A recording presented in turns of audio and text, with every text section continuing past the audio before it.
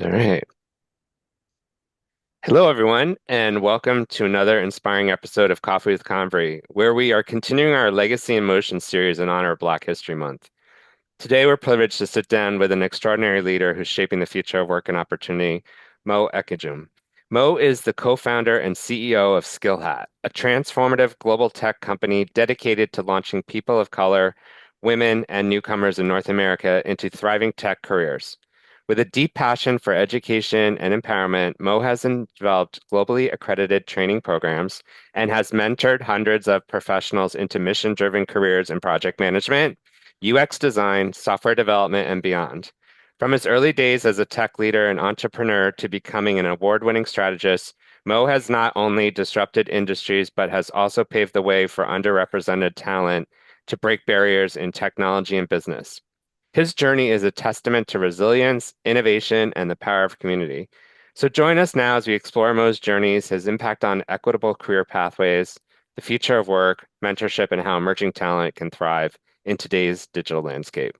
Mo, welcome to Coffee with Convery. Great intro, man. Thanks for having me. You're welcome. You're welcome. Good to be here. To kick this off, I always like to ask a few rapid fire questions just to get you warmed up, me warmed up, and the audience knowing a bit more. So, what do you consider your superpower? That's a great question, man. I saw that and I thought about it. Well, Superman is probably my best superhero, but he doesn't have one superpower. Super fast, he's super strong, he has laser eyes. So similarly, I don't think I have just the one superpower. As an entrepreneur, as a founder, I have multiple skill sets that I bring together that actually allow me to do my job, right? Yep. So I think my first superpower is empathy, being able to empathize with other people and understand their problems. Because the number one skill to build great products is not design or coding, it's empathy, Yep. right? Steve Jobs was very empathetic with the audience, and that's why he built Apple to make the experience so simple and so seamless for the average consumer. So my first superpower is empathy. I think my second is probably communication, being able to communicate with people at all levels, executives, technical people, people who may not be educated, and those who are super smart with PhDs. Hmm. Verbal communication enables me to do my job as a founder and lead teams. I think my third superpower would be leadership, being able to galvanize and lead a bunch of people to achieve a big mission. And then last, I just say resilience, being resilient and resilience and confidence. So I'm highly confident that no matter what challenge is in front of me, I can solve it. And also resilient through the process of not giving up. So that would be my Superman group of powers. It's not just one thing that makes you successful. I love that. I love that. The combination of all. Thinking back a little bit or thinking about sort of foundational building blocks, what was your favorite subject in school? Great question. I actually liked school quite a bit because I'm a social guy. I like connecting with other people. I like having fun. School was, and I like listen to instructions. Dad said go to school, so I went to school. So I enjoyed school quite a bit. High school, yeah, college. My favorite subject in high school, I don't think I had a favorite, to be honest. I just Yeah. like I like the variety. I like to go to accounting class and then go to biology and then go to chemistry. It was just like, oh, this is a different subject. So I had no favorite subject in high school. In university though, I think my favorite subjects were strategy and project management. So I went to U of T for IT and business. So I Okay. did IT courses and business courses. So that was great. Smart. Um, and in the IT stuff, like I was learning about coding and electrical connections and like networking, telecoms, like that stuff was cool, but I didn't love it. But what I loved was the stuff on project management, strategy. I was like, whoa, they would pay you this money just to manage developers and I don't have to code. I'm like, sign me up. And that was when I knew I wanted to be a project manager, and that's what I did for most of my career before I started and launched the business. Awesome. Awesome. We all start somewhere, right? We all have our very first job, and I think it's always curious for folks to share that with the audience so they understand like what did you first do or what was your very first job? Yeah, my first job was actually, interesting enough. It was in grade 12 in Nigeria before I came to Canada, and it was an Okay. entrepreneur. I was an entrepreneur. My Were first you? job, I hired myself. I wasn't getting Really? pocket money from my dad, so I said, "How can I make some more money?"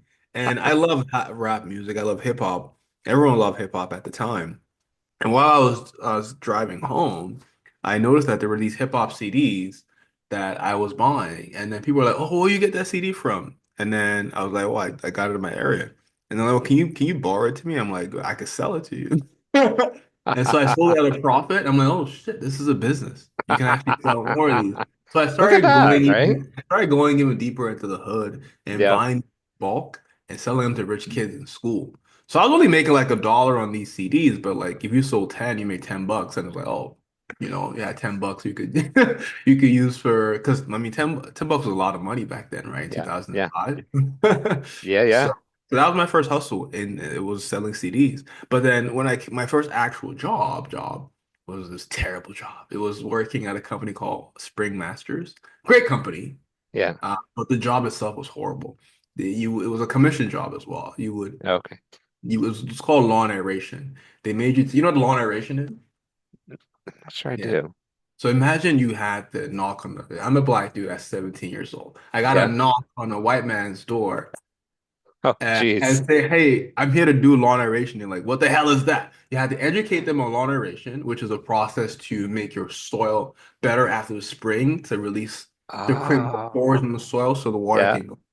You had to explain that. And you had to charge $60 to do the service, cash. You couldn't take credit cards or e-transfers. And then you had to carry a 200-pound aerator across streets in Brampton. They would drop you off at 7 a.m. in the morning. You got to knock door to door, sell them, do the service, collect the cash, give them back the cash, and they give you 20%. I did that. That was my first actual job. I have never heard a job like that. That is like, I've had, babysitters, different things on the show, but I have never heard of a job like that. And I'm just thinking at the time, it must have been like, first of all, carrying around that thing, you must have been like really built in shape, right? But oh my gosh, like that That job is, taught me so much. Taught me I'm sure it about did. sales. I had to learn to sell, right? You had to Yeah. convince a random person in 3 minutes or less that they Yeah. should pay $60 for something they've never heard of before, right? Sales. Two, resilience, because you will say no, you can't just stop. You got to knock on the next door because it's all commission. Yeah. Three, fitness. You had to Yeah. drag a 200-pound machine That's, across yeah, I'd say. discipline, There you right? go. Wow, that is So, so and the reason cool. why I had that job is because I came to Canada as an immigrant. Like I was an international student from Nigeria. At 16, I came here. And so at the time, Wow. I didn't have a work permit. So I couldn't do a standard job at McDonald's or Yeah. work at Tim Hortons for a long time, for like maybe 2 years. At the time, I think it was also my fault. Like I just didn't apply for the permit. I wasn't informed. Yeah. So in that time, I was just like picking up any kind of side hustle, but it really helped me build these skills of entrepreneurship. Yeah. Wow. It sounds like it's been in your blood since the very beginning, even back to the CD side. Um, Yeah. I'm gonna ask you this question. I probably have an idea, but I want you to say it. If you had to describe yourself in one word, what would you say it is? One word is always hard for me because I consider myself a dynamic I person. know, I That will know. be the word, maybe. Maybe dynamic. Dynamic. That's it. Yeah. I was gonna say Yeah. you can hyphenate it if you want. All Yeah. right, so let's jump in here. This is such an incredible conversation. Can you like maybe, one of the things a lot of listeners always want to hear is like, how'd you get from here to there? So maybe could you walk us through your career journey at a high level and kind of how you got to where you are? Absolutely. You can still hear me, right? I can still hear you. You can hear me okay? Yeah, all good. I just switched my mic off. That's why I switched my microphone. Okay. So No problem. today, I'll start with where we are today. So today, I'm founder and CEO at SkillHat. Yeah. Our mission is to launch people into dream tech careers and then help them ascend into entrepreneurship and leadership. And why I started SkillHat was because I noticed that a lot of professionals in tech, or rather, the Black community, which is if you're listening to this audio, I'm a Black professional. We only hold about 3 to 8% of tech jobs, whereas Mm, the tech has the most amount of jobs that are booming, right, as far as income. And also, I noticed that women only held 25% of tech jobs. Okay. But I also knew that it was very important for women to be empowered because when women are empowered, communities are empowered because families are empowered. Women can work remote, spend more time with the kids, that's right. higher household income, etc. And so that became my why to help because my friends were broke. That was also the thing. Like it wasn't just data, it was like my actual friends were broke. right? I went to U of T with a bunch of people, and then they were broke. So I Hmm. realized I could train them in tech skills and help them get into tech jobs, and I did that. And so at SkillHat today, we have over 1,000 students. We've helped over 200 people land six-figure jobs. So Amazing. our total alumni community makes over $20 million a year in income. The average person from our programs increases their income by 45K. So we've Wow. achieved the first part of our mission of launching people to dream tech careers. So we are a boot camp, we're a tech boot camp, and we provide training and staffing services for roles in project management, business analysis and data analytics, user experience design, web development, and now even no code and AI software development. And that's where we are today. And that was Amazing. my why 3 years ago. I launched the business 3 years ago in 2021. Well, it's going to be 4 years this year. Yeah, So 3 years. absolutely. So, but where did I start from? I came to Canada in 2012 at 16 years old. I went to high school in Hamilton for 1 year and I went to University of Toronto. I failed my first year at U of T. It was terrible. I actually was in commerce because, like I said, I was selling CDs back in Nigeria. So I'm like, okay, I'll go do commerce. Sounds like a business thing. I want to Yeah. be a business mogul like Jay-Z. And then it didn't work. I wasn't in love with the accounting. I wanted to be the guy who was building things people loved and doing the strategy and doing like sales and marketing and building products and doing engineering, not the guy doing the books and the accounting for the person who was building the thing. Right. And there's nothing wrong with accounting and economics, which is what I studied in commerce in the first year, but it wasn't for me. So after I Right. failed, my dad said, okay, cool. You've lost 20K of my money. I'm shipping you back home to Nigeria. And I'm like, Oh, no, I'm liking it in Canada. But he says, you're not doing well in school. I can't keep spending 20K on you. Go figure it out. Why did you fail? And of course, the reason why I failed is because I didn't have the passion for what I was working on. So I asked myself, what do I have a passion for? I had a passion for video games. I had a mhm. passion for pop and rap music, and I loved social media at the time. And so I said, what could I do that combines all these things? Video games, music, social media. And I realized it was actually like technology and media, Mhm. right? So I actually said, okay, let's look at that. So I found a program called Communication, Culture, and Information Technology. So it was a mix of IT and business. And I'm like, okay, this sounds like a good opportunity. I begged my dad, he let me switch to that program. I went from scoring Fs to scoring A's within 3 months. So everything just switched up at that point. And then I became a leader in that program. I started running the club for the program, doing Yeah. conference, campus, and I was just a superstar in University of Toronto because I was doing what I was passionate about, which involved technology, learning about coding, design, business strategy, project management.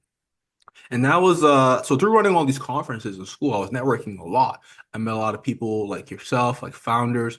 And then I think I haven't met you at the time. I think you were at like one of the U of T things. I think that's where I met you. Yeah, Probably absolutely. Yep. one of the U of T things. So during my working, I got my first job as a project manager. I did work with Heart and Stroke Foundation, a bunch of clients. I was working for an agency and I had big clients. And so after doing that for a while, I went back to Nigeria. I got recruited by a friend. So one of my friends, he's a legend right now. He has $2 billion companies and he's only 33 Wow. years old. He Wow. was in Waterloo at the time. When I was doing all these conferences, inviting folks like you to conferences, I met him at Waterloo when I was promoting my Okay. conference. Yeah. He's like, and then we talked.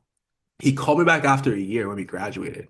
He says, hey, I started this business called Andela. We're training the smartest people in Africa, and we're building an outsourcing business so they can become developers, and we're placing them in US companies. We want you to come to Nigeria and train these developers in project management and help us manage our projects.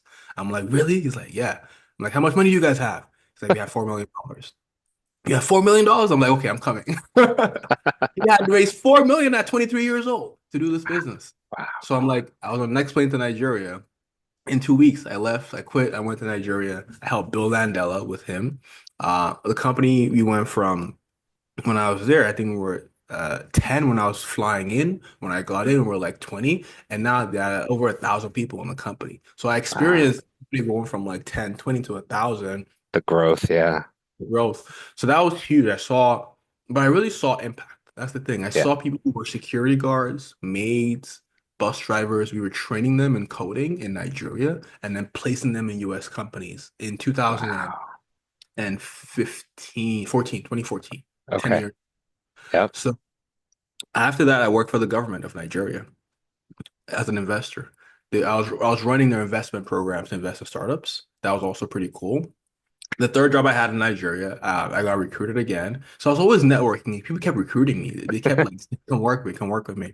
So I got recruited. The third job, I got recruited by this huge tech company in Nigeria to launch e-learning programs for the top African universities, help them build the online versions of on-campus programs. So my biggest thing I did Smart. was I built the first online MBA in Nigeria. So that was huge. So that was a lot of work. One thing I learned about building these things is that the technology itself is the easiest part. The hard part is taking it to market, the policy. So for example, you would think that if you go to a school and say, hey, we can triple your numbers by taking programs online, it would be a slam dunk. Nope. They were pushing back. They said, well, education is a test of knowledge and character. You can't test character online. So it involved a lot of persuasion, a lot of influencing people, Yeah, and then policy management. We had to write policy documents to actually get these online campus programs accredited. So that was like the work, policy building, influencing. The technology was already there. We built it in a very short time, but that was our actual hard work. And then sales, have to go into a school and do a 10-year deal yeah, with the professors and with the university, take them to a resort, shoot the whole MBA for 2 years, package it in our software, and then run ads through Instagram and Facebook to these bankers and stockbrokers who couldn't leave their job for their MBA. And so doing amazing. that, came back to Canada, started SkillHat, and that's my story. Holy. You gotta have like a movie. It is like You think? Is that, who's gonna play your part? Do you have an idea? that's hilarious. That's a good one. I'm Maybe a- my son. You think that's an interesting story so far? oh my gosh, yeah. Oh my gosh. Like I'm even learning more about you that I didn't know and unpacking it all. It's just like my head's like on fire with all the stuff you're saying. It's so inspiring, so cool, so motivating to hear the opportunities and how you kind of made those things happen and took risks, right? Going right back to Nigeria and all that stuff. So one of the things I want to jump in now is as we were talking earlier too, this is Black History Month. It's obviously time to celebrate achievements like you've had, reflect on progress, but there's also this acknowledgement of this ongoing struggle for equality and justice. And I really wanted to get your perspective and your own personal professional sort of input for the listeners to hear too about what does Black History Month mean to you, especially at a time like now where we're going through so much, I don't know what word to use, turmoil, whatever, as it relates to ED&I. So what's your thoughts? Yeah, thank you so much for asking that question. I really appreciate you, Brian, for always shedding light on these issues. You really advocate for junior talent, which is what I do as well. You advocate for Black talent, you advocate for marginalized groups, so I appreciate that. Thank you. Um, Thank you. with regards to what that means to me, what that means is celebrating me and my community because I'm a Black professional. I've been lucky not to have experienced immersed in intense racism. I've been blessed to avoid that, but I know what's happened to other people. But what Black History Month means to me is creating opportunity, uh, telling the story of the struggles and the limits that the Black community have, but finding and creating opportunities for them, right? Yeah, So it's about storytelling, it's about opportunity, it's also about connection, right? Connecting as a it's big. community. Last year was my most successful year as a professional, but I was also the most depressed I've ever been. I was suffering in silence. I was working really Mm, hard, building things, but I was just surrounded by walls and spreadsheets. And so it's about connecting as a community with each other. End of the day, that's what we want as human beings, right? If you had $10 billion stuck on an island alone with trees and ocean water, you would burn that money just to be able to connect with somebody on, yeah, right? So it's yeah, really about connecting as a community, telling the stories. Like each person has a story. I'm telling my story today to inspire folks, right? And yeah. then opportunity. We all want opportunities, to increase our income to have a better life. And that's what it means to me.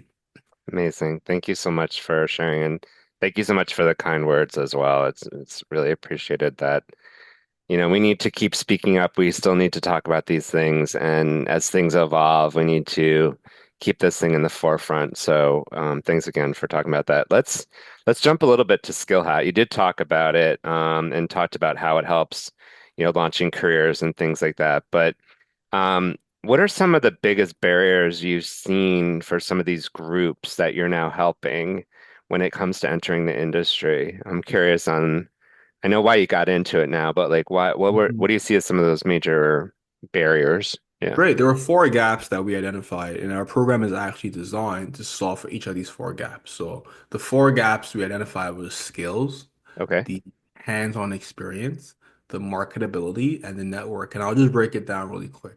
Sure. So with regards to the skills, this is the most obvious gap. A lot of people have the knowledge, but not the skills for the job they want. I'll give you an example. You could have the skills of being able to communicate effectively, understand problems, solve problems, and because of that, you go work in customer service, which is a good job. But you can still apply those same skills in a different role that's more transformational for companies versus what's called frontline Mm, in project management or customer success, which is more proactive versus reactive, gotcha. helping a business implement their software, like their SaaS software, with their clients and making sure those clients are successful. A higher order of magnitude. So the skills. I realized people had the skills, but they're applying them in areas that were limiting their potential. Let me tell you one quick story, Brian. Sure, sure. Love stories. Imagine a customer, they're trying to watch a football game and they put on their cable and all of a sudden the cable shut off. They can't watch the game. They're so mad they call the cable company and say, "What the hell? My cable shut off." And the company says, "Oh yeah, you didn't pay your bill." And they say, "Oh yeah, but I forgot to pay my bill, whatever." Process the credit card. Now, let's say Tim picks up the phone. Tim is the customer service rep, right? He solves the issue, collects the credit card, pays the bill. But then Tim probably gets paid 15, 20 bucks an hour to deal with that customer, right? The customer yells at him, is pissed off, but he solves the problem. Tim's happy, customer's happy, company's happy. But the company says, we have an issue of we don't have a recurring payment method where people can just pay Mm, automatically, right? Let's set up a system where they put their credit card in one time and it swoops it every single month. Let's build that system, right? Then they bring in a business analyst to understand, the customer needs. They bring in a developer, for example, to solve that, right? Now, the business analyst uses a very similar skill set as a customer service person. He has to talk to the customer, ask, "Are you willing to put your credit card on file where we sweep it every single month? We have an app. Would you want to download the app? What do you want to see from the app? Do you also want this? Do you want that?" So he's still talking to that same customer, but now it's a different context where he sure. solved the problem one time and it's solved for thousands of customers versus solving each customer at a time. So we call that the mindset shift from a frontline transactional worker to a strategic change agent worker, where the work you're doing is Mm, changing the business and growing the business, how we do business, and understanding our customers better and solving the problem, not for one customer at a time, but for all customers at the same time. And those are the skills incredible. that we train for. That's the first gap, the skills. Gotcha. Of course, then the skills involves getting people certified, learning the tools for the job, etc. Then second gap is the hands-on experience. Being able to tell the employer, I have experience actually solving what you want to solve. I've done this before, right? It's one thing to learn to ride a bike by watching videos to come into class, but if you can't get on the actual bike and ride it, it's not the Right. same. So we've built a lab in SkillHat called the Accelerator that helps people come together in teams. So developers, designers, product managers, they have to collaborate and build out actual apps that solve problems in their community. So they actually build a startup while they're in SkillHat. And Ah, it's incredible because they come out of the experience, they come out of SkillHat saying, I have 4 months of experience. I've actually built an app. I have 10,000 users and I'm already making money off my app. In fact, we've seen folks just launch their apps while they're in training. So that is huge experience for them because they talk to real customers. And then sometimes you bring in founders who want to solve problems or have new ideas, and our alumni build it for them. So that solves the hands-on experience problem. yep. And the third problem people face is marketability. Some folks have the skills, they have the experience, but they can't market themselves, right? So Brian, if you went to the grocery store and you saw yogurt and it was nicely written, nicely decorated, colors look nice, you say, "Oh, it looks good." I tried. Let me buy it. You take it home, you buy it, you like it, everyone's happy. But if you went to that same grocery store and that yogurt was there was no name on it or was leaking out the bucket, it was dirty, it was nasty, you wouldn't buy that same product. But it's the same product, right? Yeah. And that's what we see with people. We see their resumes, we ask them to interview with us, like mock interviews, their LinkedIn. It's not marketed well. So they have the skill sets, but they're not showing them off well enough, as you've noticed yourself in your work, right? Yep. Yep. And so we solve that third problem through coaching. And the fourth gap is the network, having a network of leaders, a network of peers. So once you solve all those four gaps, then it's just about brute force, just applying effectively and ensuring that you're in the face of your customer, who is the employer. And that's how we solve that problem at SkillHat. That's incredible. And I'm laughing in a bit inside, and we're not going to go down this rabbit hole, but my first job, I Mhm. worked for Dan and Yogurt. Right. Another day, we'll talk about that. So you get the yoga metaphor. I get it. I get it. I worked on all that packaging. I know what it's like. So thank you. That's really cool insights into how you break that down. And one other thing I know you're big on is mentorship. So you've Hmm. trained hundreds and thousands of professionals. Yeah. And I get this question a lot too, about this mentorship or mentor as this like, thing up on a shelf that we talk about. But what advice do you have for young people seeking mentors to help them guide them in their careers? Because I think sometimes we overthink the word mentor, and there's other ways to really break it down for young people. And I'm wondering what your thoughts are. Yeah, before I answer the Sure. question, I'm curious to know why you asked that question. What was it that you saw or you heard that made you want to ask the question? Um, because when I look at the programs that you do and what you do as an individual and having met you, why I ask it is because the networking component is a piece of what you're doing. And then out of that, organically, I think, but also meaningfully, mentorships can develop, right? Or Mm. and there's a difference between coaching and mentoring and all that stuff. But I think really it's just about the idea of like the fact that you're providing that landscape for that to also happen too. And so I was Mhm. just curious what your thought was, because obviously you've had mentors, right? And people in your Absolutely. life. And what And do you think are the biggest problems that people are facing with regards to mentorship from your I experience? think they're approaching it from a uh, by the book approach, like meaning, okay, I'm gonna go find a mentor who can, right? And it's not the same way you approach relationship building. So I think if you really kind of reframe it, my thoughts are always like, think of mentorship as multiple people, right? Think of Mhm. it doesn't have to be one person. I have multiple people I go for different things in my life, career, family, everything, right? Um, and I think sometimes we just create these words like networking and mentorship, and we shove it down people's throats to say, go network, go find a mentor, whatever. But we forget the humanity side of it. That's my opinion. Exactly. I, Yeah. I, I agree completely. And I'm glad that you shed light on why you asked the question. So Sure, my sure. first advice to people who want mentorship is never ask someone to be your mentor. That's the last thing you want to do. Don't even ask for a mentor. Yeah. What you want to do is very simple. Is when you find somebody who can mentor you on a specific thing, and that's what Brian just said. It has to be a specific thing. You can't necessarily find one person to mentor you for everything in your life. That's kind of tough. Yeah. So if it's leadership skills you want to build, if it's technical skill, if it's getting a specific job, find that one person who can solve that one problem and ask them one specific question. Say, hey, I've been having this thought on this thing. Do you think this is a yes or do you think this is a no? What are your thoughts on this thing? Just ask one specific question or find a problem you want to solve that they've already solved and ask them how they solve that problem. Then, whatever advice they give you, take that advice, do it, and then come back with results. Say, here's what you told me, here's what I've done, here's results I got, here's the next thing. What are your thoughts here? Yeah. They're gonna respond and say, great, you did that, fantastic. Because guess what? Half the people you tell to do things, they don't do it. I know firsthand. People come to school, they pay 5K for a program, and we say do these things, they don't do it. Right? Not everyone does it. A lot of people Right. do it. Some people Yeah. don't.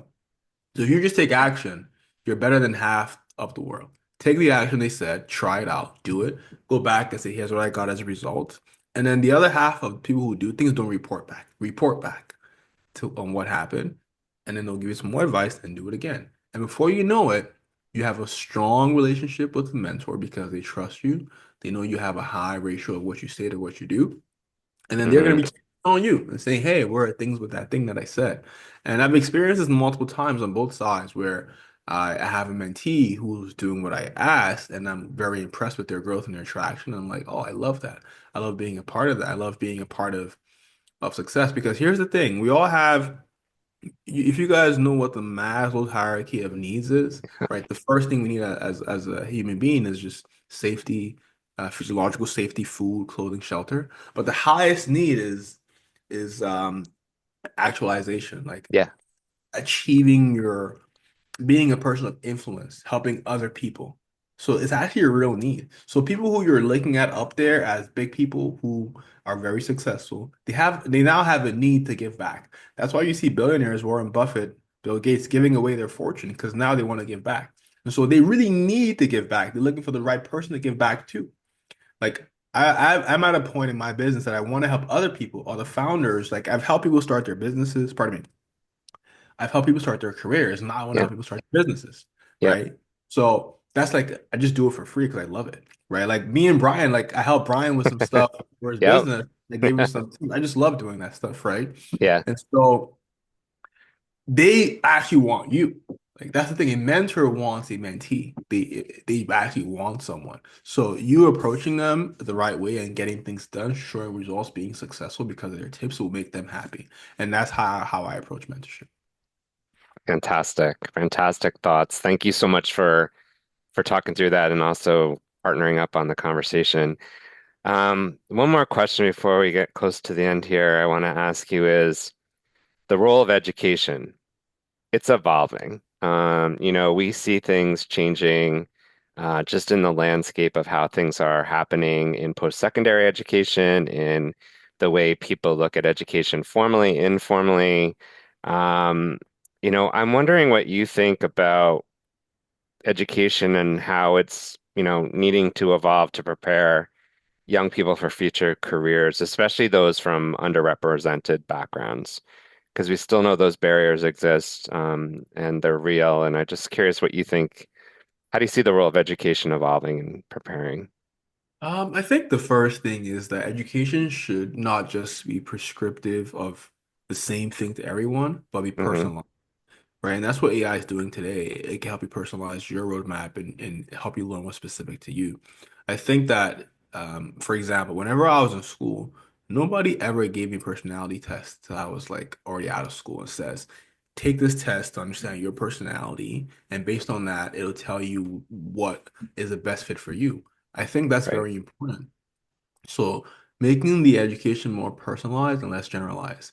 And we have tools for that, like adaptive testing, Yeah. where if where your homework and your testing is done through a system, and the better you are, the more advanced the questions become because that challenges people and keeps them engaged. In addition, if you take a test and the system identifies that this person scored 7 out of 10.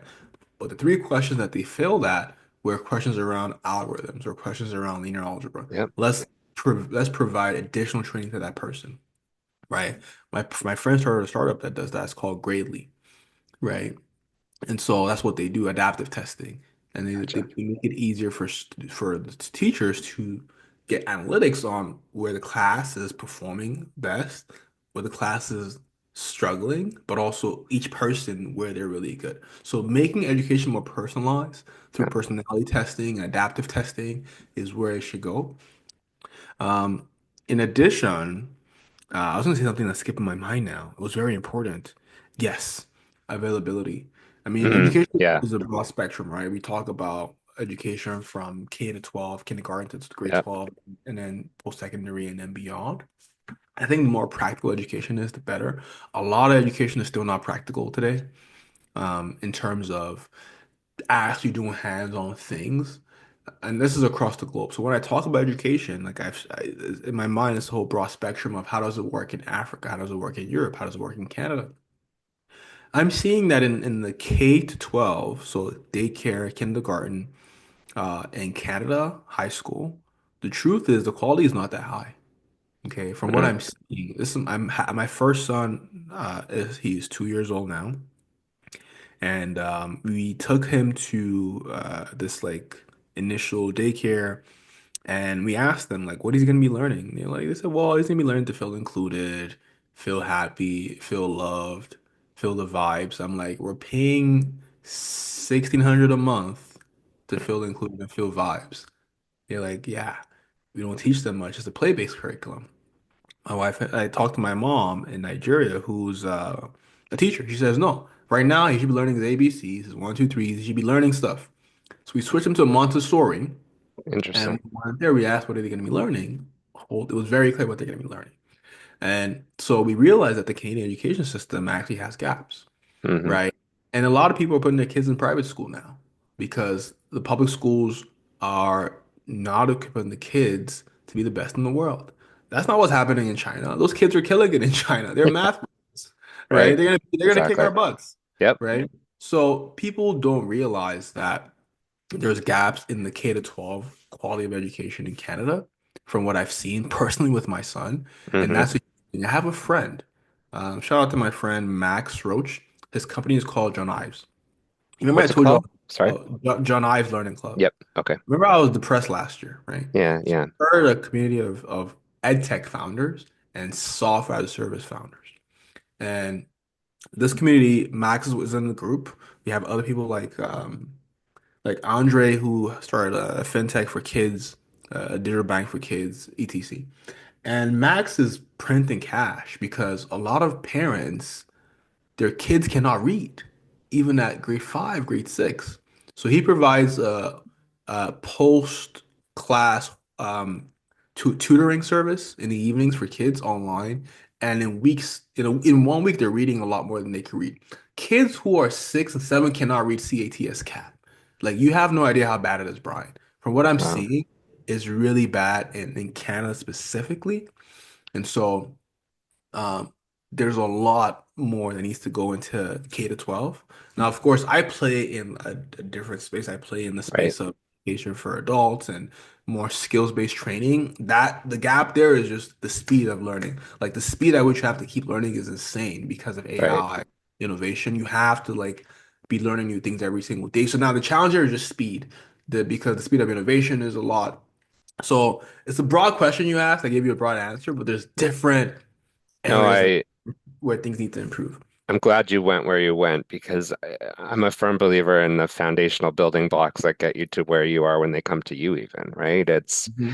And there are gaps and there are situations where we're not the best in the world with some of this stuff. And identifying you have a problem is the first thing, right? Like I think that's clear, which also can present an opportunity for us to change that. So Exactly. no, thanks Exactly. for sharing that. Because this is part of a themed month and a themed podcast that I call, Legacy in Motion, which you are clearly doing. I'm curious if you had to think about this question, what legacy do you hope to leave? Great question. Leave for who? Is what I ask. Legacy for who? For my unborn kids, for my kids, Well, I think, community. I don't know, I kind of ponder this myself too often, like you know, we can all say the various different things, but I guess it's like, how would you like to be known from your legacy? Of what people Great will say question. when you're not here. So maybe your kids as well, right? Mhm. I think to be honest, I think about that question in two dimensions. One is my kids, my family, Hmm. and then two is the general community, the general public, right? Because there's two different dimensions to yourself. Yeah. I think for my kids and my family, the legacy I want to live is a legacy of two things: generational wealth Hmm. and and knowledge. So ensuring that I leave behind a system that they can plug into, not just money, but a system. And what I mean is a family business or, some unique intellectual property that I've built that generates residual income for them, Yep. something that they can plug into and they can grow, right? That's very important for me, right? I don't want to leave my kids and family with debt but with a way they can explore their income Yep. through knowledge and systems. And then for the community, I want to be known as I think the brand that we've built today is where I want it to go. A brand of somebody who motivates people, who helps others want to be their best self, who expands and creates opportunities for my community. And that's what we've done so far, and I'm very proud of it. And I'm very glad to see that that was the goal, and we were achieving that, and there's lots more to do. So I think just impact at scale, Yeah, scaling a lot more of the impact we're creating. And that's what I want to do. That's the legacy I want to leave. that's awesome. Well, I think you're well on your way to that, my friend. Well, first of all, I want to thank you so much for sharing your journey and the work you're doing for underrepresented communities and others at large. Like your dedication to mentorship, education, and driving meaningful change is truly inspiring, and I'm really blessed to have you in my life and to have you on this podcast. So thanks for being a part of it. Hey, thank you so much, Brian. It's been a pleasure. Thanks for your time. Awesome. So for our listeners, if you enjoyed today's episode, please share it with your network. You can find us now at coffeewithconvery.com for all our episodes or on your favorite podcast platform. Also, be sure to follow us on Instagram for updates and more inspiring content. This is Coffee with Convery, where we remind you that success isn't always about climbing the corporate ladder. Sometimes it's about building your own jungle gym. Thanks for Mm. today, and we will talk soon.